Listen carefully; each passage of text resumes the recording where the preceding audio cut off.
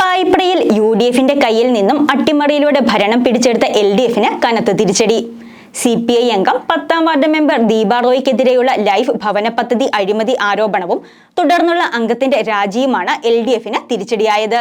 General വിഭാഗത്തിലുള്ള അംഗം life ഭവന പദ്ധതിയിലൂടെ അർഹതയില്ലാത്ത ആനുകൂല്യമാണ് കൈപ്പറ്റിയതെന്ന് കണ്ടെത്തി പാർട്ടി ദീപയ്ക്കെതിരെ നടപടി സ്വീകരിച്ചിരുന്നു.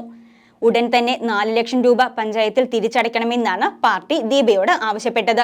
എന്നാൽ പാർട്ടിക്കെതിരെ ഗുരുതര ആരോപണം നടത്തി ദീപ റോയി അംഗത്വസ്ഥാനം രാജിവെച്ചു. തന്റെ നിരപരാധിത്വവും സാമ്പത്തിക ബുദ്ധിമുട്ടും ബോധ്യപ്പെടുത്തിയിട്ടും ഇത് മനസ്സിലാക്കാതെയാണ് പാർട്ടി നിലപാട് സ്വീകരിച്ചതെന്നുള്ള ഗുരുതര ആരോപണമാണ് ദീപ റോയി ഉന്നയിക്കുന്നത്. ചില സ്വാർത്ഥ താൽപര്യക്കാരുടെ ഗൂഢലക്ഷ്യവും 1 വർഷമായി 10ാം വാർഡിലെ വികസന പ്രവർത്തനങ്ങൾക്ക് പഞ്ചായത്ത് ഭരണസമിതിയിൽ നിന്നുള്ള ആവശ്യമായ പിന്തുണ ലഭിക്കാത്തതിനാലുമാണ് രാജിവെക്കുന്നതെന്നാണ് ദീപ റോയി പറയുന്നത്. എന്നാൽ വിഷയത്തിൽ പാർട്ടിയെ സംരക്ഷിക്കുന്നതിനുള്ള എല്ലാ നിലപാടും നേതൃത്വം സ്വീകരിച്ചു കഴിഞ്ഞു.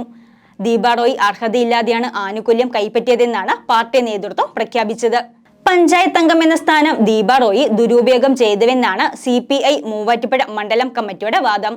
കോൺഗ്രസിലെ MC വിനയനെതിരെ LDF സമാന ആരോപണം ഉന്നയിച്ചതുമായി വിഷയം ബന്ധപ്പെടുത്താനും CPI മറന്നില്ല. തെറ്റുകാരിയാണെന്ന് കണ്ടെത്തി ദീപ റോയ്ക്കെതിരെ CPI എടുത്ത നിലപാട് കോൺഗ്രസ് മാതൃകയാക്കണമെന്നാണ് കോൺഗ്രസിന് CPI നൽകുന്ന മാർഗനിർദ്ദേശം. എന്നാൽ ഇപ്പോൾ ഉണ്ടായിരിക്കുന്ന വിഷയം പഞ്ചായത്തിലെ LDFിലെ പടലപ്പിണക്കമാണ് പുറത്തു കാട്ടുന്നതെന്നാണ് കോൺഗ്രസ് വാദം. ദീപയുടെ രാജി പഞ്ചായത്തിൽ LDFിന്റെ പതനത്തിനാണ് വഴിയൊരുക്കിയിരിക്കുന്നത്. 22 അംഗങ്ങളുള്ള പഞ്ചായത്തിൽ LDFിനും UDFിനും 11 അംഗങ്ങൾ വീതമാണ് ഉണ്ടായിരുന്നത്.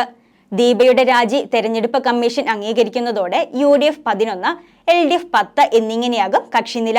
രാജി അംഗീകരിച്ച ഉത്തരവാകുന്നതോടെ പഞ്ചായത്തിൽ അവിശ്വാസം കൊണ്ടുവരാൻ UDF ഒരുങ്ങുകയാണെന്നാണ് പായിപ്രയിലെ പ്രാദേശിക രാഷ്ട്രീയത്തിൽ നിന്നും ലഭിക്കുന്ന വിവരം. അവിശ്വാസം കൊണ്ടുവന്നാൽ UDF അംഗത്തെ കൂട്ടി ഭരണം പിടിച്ചെടുത്ത LDFിന്റെ പതനം ഉറപ്പാണ്. അട്ടിമറിയിലൂടെ പിടിച്ചെടുത്ത ഭരണം LDFിന് നഷ്ടമാകും.